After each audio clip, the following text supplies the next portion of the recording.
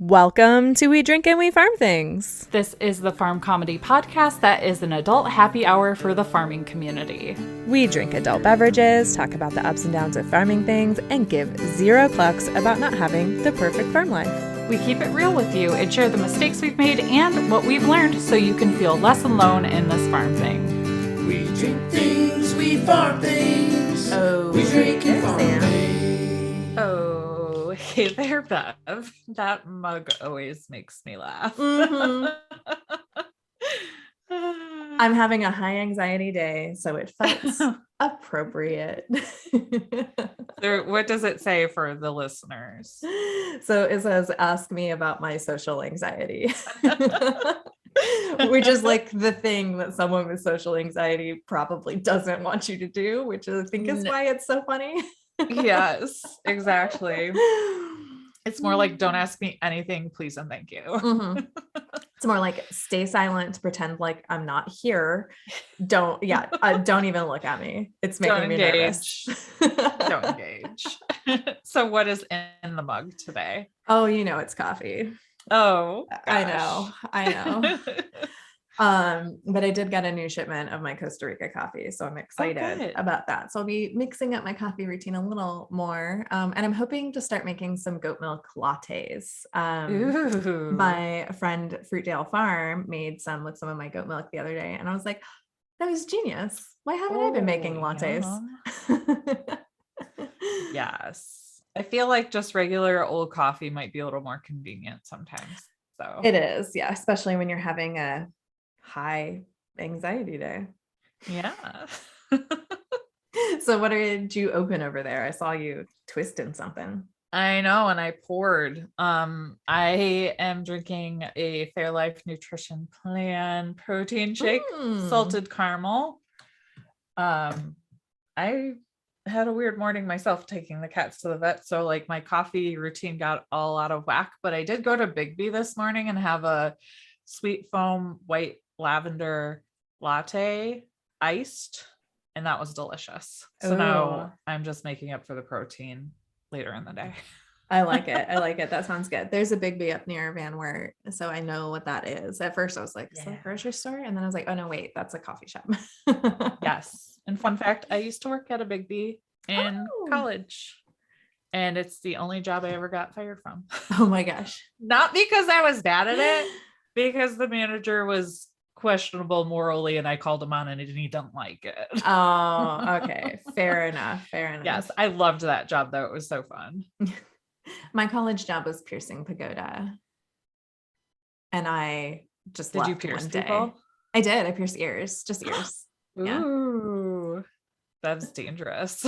Yeah, I was pretty good at it. I did babies and adults and screaming toddlers and 12-year-olds that wouldn't get back in the chair. I did it all. Would you say those skills are transferable to the farm in some way? Yes, they are. Yeah. We do hard things at the same time so that you don't have to do it twice. Yes. Good lesson. There we go. There we go. Our drink peep this episode is our friend Natalie Quist, and she is at Cloud Lover Fiber over on the Instagram. So cheers, lady. Cheers. All right. So we're going to talk about more pregnancy things. I know some of you might be kind of sick of this by now. Just a couple more months though. Trust me, I'm ready to be done with being pregnant myself, because physically it's not too bad. Although I am starting to make a lot of noises when I sit down or stand up. I bet. Even though I'm not that big yet, but the hormones and the emotions are what is currently not fun. I'll tell a little story just for transparency. Last day I was like mentally fed up with a lot of things, and you know how you have that moment where it's like the silliest straw just kind of makes you break. I was trying to put a pillowcase on a pillow, and it was not going well because the pillow is kind of fluffy, and I couldn't, and I threw it across the room and just started like sobbing, like hyperventilating kind of sobbing. And then Matt starts laughing at me because he's watching me, because he saw the whole thing happen and he doesn't know how to react. And he's not like super good with emotions. He's gotten a lot better. And then I'm like, stop laughing at me. But it wasn't even like the pillow thing. It was just like everything else going on in my brain. So, and then I couldn't breathe because of all the snot, because you just have more snot when you're pregnant too. Yep. Which is super fun. Yeah. So yeah, that's where I was at emotionally, at least the night before we record this. So I'm kind of over it from that perspective. And another thing that I think was compounding with that was, as you get larger, you can't do as much and you're not supposed to be lifting as much. And sometimes I feel worthless. And one of the things that I have to adjust to, we'll talk about today, is gardening while pregnant. Yeah. So we're going to talk about some of that today. I recently saw in the What to Expect app forum that I just like I just observe, because pre-moms seem just as nasty as mom groups sometimes, and I'm not going to get in there and engage. Yeah. But there was some questions about, is gardening safe in there? And there are definitely varying levels of comfort for people. So today we'll talk about some basics and kind of what I think I'll be doing this summer. Yeah. To adjust. I think that is going to be a great conversation for us to have. Because, even if someone isn't expecting or not planning to expect, you can use this information to connect with and, engage with your expecting friends in a way that shows that you empathize and understand. It's easy for us to get stuck in our own little worlds and think that what we're working on or what we're thinking about is what the priority is. But it's really not. Like, you know what I mean? Like, other things are happening around us. So just off the top here, if you kind of want to downsize what you're doing, or even just do light gardening, or even get started, one of the safest ways that you can still garden during pregnancy is to grow your plants in containers. This is awesome because you're going to eliminate things like the need to weed a lot. You might have to do just like a tiny bit. Like my blueberry plants tend to get grass in them. Oh yeah, mine do too. Even though they're in pots right now. You can also eliminate a lot of pest issues if it's up off the ground too. You're still probably going to get something once in a while, but it's not low on the ground. So it kind of decreases that pest issue. And this is why I invested in some green stock planters this year. And we'll be doing mostly raised gardening beds this year, as well as hanging baskets. Yeah. Because I'm not going to be wanting to bend over a lot. I mean, that feels fair. I couldn't even put on shoes. Oh my gosh. I'm not to that point yet, but luckily, like my boots, I don't even need to bend over to put those on. So that's good. Yeah. Nowadays, all my stuff is slip on, and I'm not pregnant. It's just for the convenience. Yeah. I like an easy life. What can I say? Yeah. So one of the things you might see is some, I'm going to call it fear mongering. Maybe other people feel different, and that's okay. A lot of people don't even think it's safe to garden when you're pregnant. And there's a few reasons for that. Okay. But overall, it's totally fine. You can do it safely and comfortably while you're pregnant. You're going to want to make some accommodations, like we mentioned about the containers. That's a pretty solid idea if you can do that.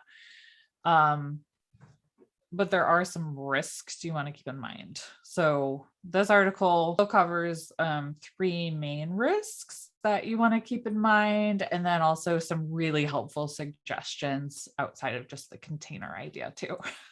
Yeah, for sure. So number 1 is chemical exposure. And this is one I didn't really think of because we don't use a lot of chemicals around here. But it is a good reminder because things like Roundup aren't probably good for you to be using while you're trying to grow a human. That feels fair. Yeah. And that's not a judgment on saying that Roundup is always bad or we use anything it like here. that. Yeah. We use it on our uses driveway. it. Yeah. I was going to say Jared uses it here on our driveway as well. Cause we decided that it was better for the environment than salt. Yep. And we did a whole episode about salt too. So we did. Yeah. That I think we've all maybe have seen the commercials about Roundup and the lawsuit about the chemicals, making people at risk for developing for cancer and stuff like that. I'm not sure if they've changed their chemical mixes since then. I assume they did, but it's probably still not good for you to be around that stuff. Just better safe than sorry if you can avoid that. So one of the things you can also consider is organic gardening. However, this is much more labor intensive, which is why, organic produce tends to be a little more expensive because you got to work a little harder for it. But if you are going to have exposure to chemicals, you can do things like wear long sleeves, long pants, gloves, and a mask if you're the one spraying, or hand that task off to a family member to do for you if you can. Yeah. And one thing that I want to remind everybody too is that organic gardening doesn't come without exposure to things, because just because it's natural doesn't necessarily mean that it's always safe in any dose. Right. I've said it before, I'll say it again, the dose is what makes the poison. So regardless of what it is, whether it's an organic soil amendment or, something else that you're going to be spraying or touching, just because it says it's organic, that doesn't mean that you can go willy-nilly with it. You need to read the bottle instructions. You need to see if there's any warnings on it. And if you have any questions, talk to your doctor about it. Yeah. Because they'll know. Yes. All right. Number 2, a pregnant body is a hot body under the best circumstances. Yeah, I don't mean sexy here. I mean, some people are into that sort of thing, and that's really cool. I definitely don't feel sexy over here, especially if it's hot out. I think motherhood is sexy because it's powerful, but that's just me. Go. Yeah. But we're talking about extreme warm and heat. You're talking about when your physical temperature. Yes, there we go. So when you're pregnant, your metabolism is increased, even though it doesn't feel like it because you're gaining all kinds of weight probably. But the other processes in your body are also working overtime. So your body's going to overheat easier. Like I'm already getting hotter at night for no reason at all. So during the day when you're out in the heat, it's really important to not overheat. So listen to last week's episode if you haven't already about Dive Bar, because we talk about beating the heat, and a lot of this stuff is very similar in this article as what we went over in the Dive Bar. So make sure you're drinking out of a water bottle, even if you don't feel thirsty, because you're actually dehydrated when you start to feel thirsty. So you want to stay ahead of it. So, that's going to be key because you just need more water when you're pregnant anyways. Your skin is also more sensitive to sunlight. And we all talked about that experience the other day too, when we recorded the Dive Bar. So make sure you're wearing sunscreen. Like I mentioned, and we'll link to it again here. I'm using a mineral or a zinc-based sunscreen because sunscreen has some questionable ingredients sometimes, depending on the brand you're using. So I'm comfortable with the mineral or the zinc sunscreen. So that's what I will be using. And then you can also do the thing where you're covering up with long sleeves and long pants. But personally, that sounds pretty miserable to me, especially when I'm feeling large and in charge. But I'm also planning on maybe starting earlier in the day too. So sleeps might not be so bad, at like 8 o'clock in the morning, depending on the humidity. I would say 8's pretty hot here by midsummer. I think in order to beat the sun, I need to be up by like 6. Mm-hmm. Yeah. Yes. And then also take breaks in the shade. Very important. Have a good chair to sit in so you can sit down, drink some water, and relax. Yeah. And make yourself more sitting areas just in general. I'm all for it. I'm a comfortable seat area pusher. All right. So lastly, toxoplasmosis. This is the biggest threat in the garden. Really? And this is where people get a little heated. I don't want to say like polarized, but there are a lot of opinions on how to manage this and how much of a problem it actually is.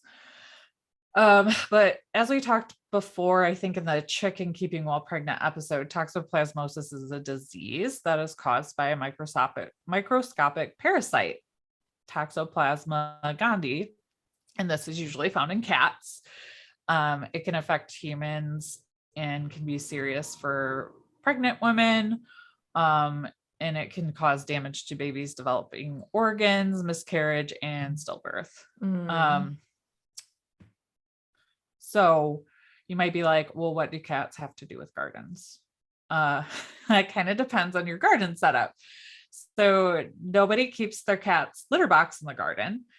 But if you're like us and have barn cats or a lot of strays that hang around, and we have both, they might think your garden soil is the perfect outdoor litter box. And I've definitely seen my cat Felix using my raised beds as a litter box. I have too. It's one of the reasons why you always want to just wash everything really good when you pull it out of the garden. Exactly. You have no idea what Mother Nature put on it. Right. And even just like birds flying over and crapping on your cucumbers. Like, I have mean, no control over that either. Yeah, absolutely. Yeah. Toxoplasmosis or not, just wash your veggies. So if you've ever had cats and potted plants in the same place, you might have experienced this at some point too. Even if you don't have cats, you don't know if a stray cat has wandered into your garden either. So it's a good idea to moisten your garden soil before planting or working it, because that's going to help reduce the amount of dust that you stir up that you could be inhaling. And also wear gloves and wash your hands after working in the garden. Like I think I've said before, I don't like wearing gloves while I'm gardening. Either. But I've started to this year. So womp womp. It sucks. I don't like it, but I don't want to get sick either, even though I'm like pretty positive I probably have immunity to this at this point, because I grew up with all kinds of cats at my grandparents' farm. And I'm a cat lady here too. One of the things I did see that felt a little extreme and like a bad idea to me personally, but again, it's all about your comfort level. A lot of people were saying they were going to wear masks in their gardens for that dust factor we were talking about. But when I consider that with how hot it is, I would not be down for that. So that's where that moistening your garden soil is probably a good idea, because really, if it's not dusty and you're not kicking stuff up, I think the need for a mask is probably pretty small at that point. Yeah. And you wouldn't just want to use any mask. You'd want a particulate mask, like, so that it caught all the little tiny things. So I'm thinking more like the kind of mask that you use when you're working with like powders, like mica, or like dyeing agents, pigments, things like that. Yeah. But moistening the soil totally takes care of that. So just don't dump it out and let it. Right. Exactly. So again, all about your comfort level. Honestly, no judgment. If that's going to make you more comfortable, go ahead and do it. I will not be doing that personally. And like Beth said, wash your vegetables. I do like to like eat things straight out of the garden sometimes though, and I'm gonna have to resist that this year too. So I'm pretty excited about this next part because I think a lot of people can use this whether they're expecting or not. This is just good general advice because like how do you, the subsection read like how to garden during pregnancy and not die in the process. And that's more like dramatic than like literal. But like when it's really hot out, I think we've all had that, oh my God, I feel like I'm gonna pass out kind of feeling, or I can't do this anymore. So, you know, even if you have some kind of injury, there are things you can do to modify to make it a little easier on you. Well, and really quick, I've been making everything easier on me, whether I'm feeling bad or not, because I'm just capable of doing more and better when I'm not totally wiped or exhausted or sore or I've overextended something on myself. Our motto this year has been work smarter, not harder. And like my husband and I, we put back 7 300-pound limestone steps around our porch on our own with the use of 2x4s for levers. Like, nice. So no one hurt their back or did anything. So like, I'm really looking forward to these tips because I don't want to hurt physically anymore. I just don't, whether I'm capable of it or not. Right. Exactly. The first one, which I'm bad at, is ask for help. Teamwork. Yeah. So usually I plant the majority of the garden myself. And depending on what trimester you're in and how you're feeling and your planting schedule, are you cramming everything into like one day, or are you doing it over several weekends? That's probably going to make a difference. Also considering the size of your garden and your growing methods. Are you doing straight in the ground? Are you doing vertical gardening? Are you doing containers? You might have to ask for help from your friends and family. And you can always bribe them with some of the harvest too. Yeah. If they are helping you. Pizza and beer. That goes a long way around here. Yes. I think it goes a long way in most places. Yeah. For sure. Also, the article suggests that you need a seeder. And I'm not talking about like the tree. I'm talking about a device that seeds your garden for you. I've avoided buying a garden seeder up till now, especially last year. I was like, this is silly. I can just bend over and put them in the ground. It's not a big deal. But if you are planting directly into the ground for things like corn, corn's the big one that I'm thinking of and what I'm primarily buying this thing for. So you did buy one? Well, I'm going to. Okay. And I'll link to the one I'm going to buy in the show notes. They're not like super duper expensive. It is $100. And when I think about it, might be a little over that. I mean, why would I pay that much for something that I could just do myself? But saves your back. Exactly. And it's a lot faster. So I know some people have them, like my parents. That's actually how I even knew what it was because I think my dad got one last year. And there's like these little discs that you put in for different size seeds. And you just walk behind it and it automatically drops them into your soft soil and then puts them in a row. And because it's got this little disc thing, it knows where to drop it. And it also covers the row with the dirt behind it. Yes. Depending on what one you get, there might be some reviews of like, it doesn't drop just one seed or it doesn't make a perfect row. But most of the time with that stuff, you're planting 2 at a time anyways, and then you go back and thin it. Yep. So while I probably won't get perfect rows doing this, and I can't really use weed barrier for I was gonna say stuff. That's why it's out for me because I can't use weed barrier. Yep. But for corn, I'm thinking we'll just put weed barrier on either side. That's a good idea. Just run strips of it and then have the row. I mean, because for corn, you don't need a very wide row. Maybe 6 inches will do it. Exactly. You're welcome, guys. I just called this 6 inches, but it was like a foot. Yeah. Uh-oh. But yeah, Yes, exactly. So that's something I'm going to purchase because I don't want to be bending over all the time. Yeah, no, that's totally fair. I think that if I were to put in a really big area of corn, I would consider doing something like that. So Yeah. I'll keep that in the back of my head. I'll noodle on that. We're going hard on the corn, and I actually bought some fun popcorn seed that's like blue and pink, so it comes out fun colors, so I can pop my own popcorn and not have all the fun chemicals in it. And then I just put my own butter all over it and make it unhealthy again.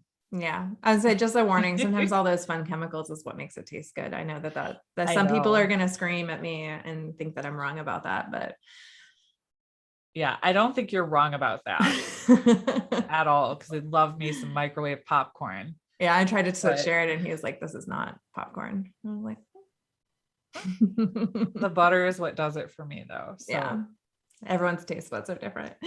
Yes.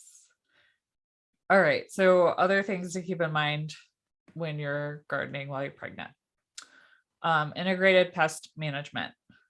This is a method of controlling pests and reducing the amount of chemicals that you're using. This is a great time for you to try it out.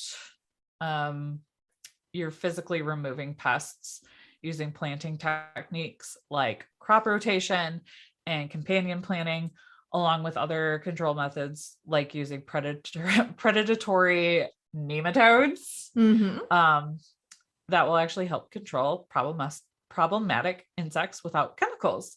So these are not perfect, but it is something for you to try, depending on what the pest is. Yeah, and we've actually done an episode about crop rotation. So we'll link to that in the show notes for you. So if you want to listen to that one, you can. And I feel fairly confident that we've done one on companion planting as well. Yeah, I think so too. Clothing, again, be comfortable. Try to wear light colored clothes that are either cotton or wicking materials. Lighter colors won't absorb as much sunlight, but this is coming from a person that wears a lot of black. So we'll see how I do this summer. Again, with the long sleeves, you could try that too. So just maybe play around and see what you're most comfortable in. Just because the article says to wear long sleeves, if you're really just not comfortable in that, don't force yourself. Wear sunscreen. Again, drink lots of water, even when you're not thirsty. In the last episode about heat, we also talked about supplementing with like liquid IV or some other kind of sports drink. And then last but not least, gardening tools. Yes, we already talked about the cedar, but just go ahead and buy yourself something pretty. Because that's what I did. I treated myself to another set of gardening tools this year that had cute patterns on them. And came with gloves because I needed a new pair of gloves. Because looking at something pretty might make me feel less miserable while I'm out there working. We'll see how that works. But I agree. And you can also get gardening tools with long handles to help keep you from having to stoop down and stuff. My favorite tool of all times. I forget what the real name of it is. It has a real name. Karen from Just Grow Something podcast actually talked about it as one of her favorite tools, but I call it a hula hoe because it's a hoe, but it's empty in the middle. So it's like, you know what I'm talking about? All I can think of is like a garden hoe and a hula skirt.